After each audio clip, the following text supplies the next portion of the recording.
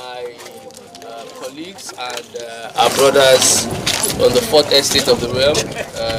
It's morning, it's not afternoon yet, good morning. You are welcome to Seme Joint Border Post.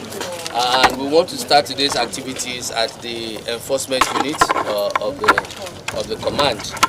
Right here in front of you are 400 large sacks of beans.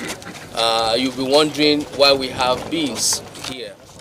We do know that in recent times we've had challenges in the country with regards to the illegal movement of grains out of the country. Given our peculiar situation, especially with foodstuff and the shortages that has been experienced, countrywide, we were recently directed to put a check to the illegal exportation of grains. A few days ago, these bags of beans were intercepted at one of our exit points in their attempt to want to take these things out.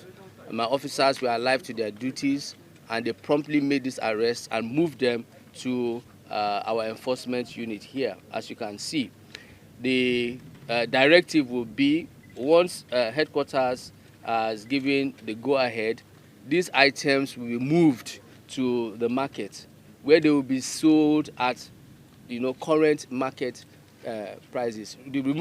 That is, we'll be discounting for inflation and all that, because ordinarily these things shouldn't be leaving the country. Where we have a food crisis in the country, we must ensure that that which is being produced within Nigeria is used up within Nigeria. The people, the citizens of this country comes first, and the government of the day is prioritizing the needs of the people.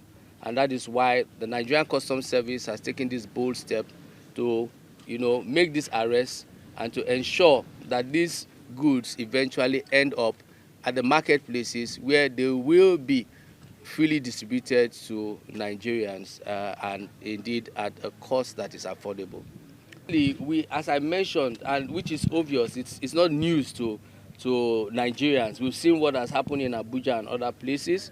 We have a sort of a food crisis, and for want of as per customs, and from the angle of customs, we first have to ensure that what is being produced locally stays within the country before we now start thinking about moving them out. Of course, Schedule 6 of Seme has a clear definition that grains cannot be moved out or exported out of the country. And even if you are going to export anything out of the country, there is a formal way of doing that.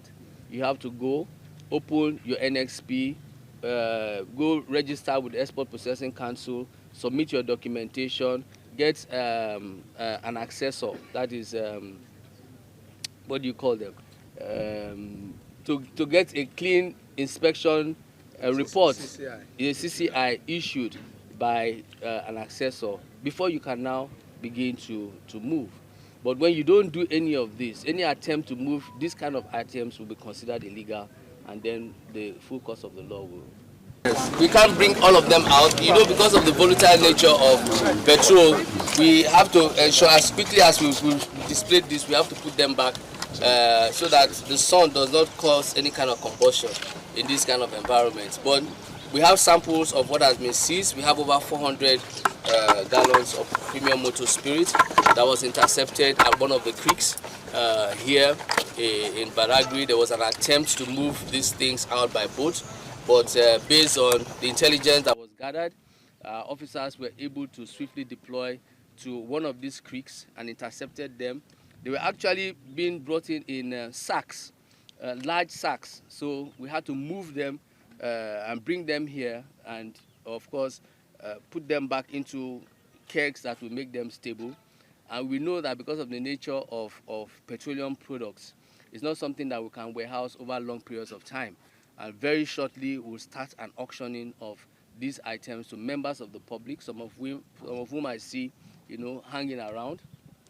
Eventually, when that auction takes place, that money is paid into the coffers of the federal government, just to account for the sale of these items. Do you have suspects for this particular incident? We we have one suspect for this, and we've had other suspects. By the time we go for the briefing, we'll throw more light on the number of suspects that we've had in the course of carrying out our activities. It's a challenge with us that, you know, anytime that they are, you know, tackled on land, they have the tendency to move to the water.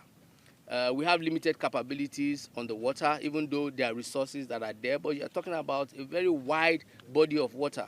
You're not just talking about the creeks, you're talking about the whole Atlantic. And it is often difficult, but we are still ready to put all the resources we have at our disposal to ensure that practices of this nature are discouraged and discontinued.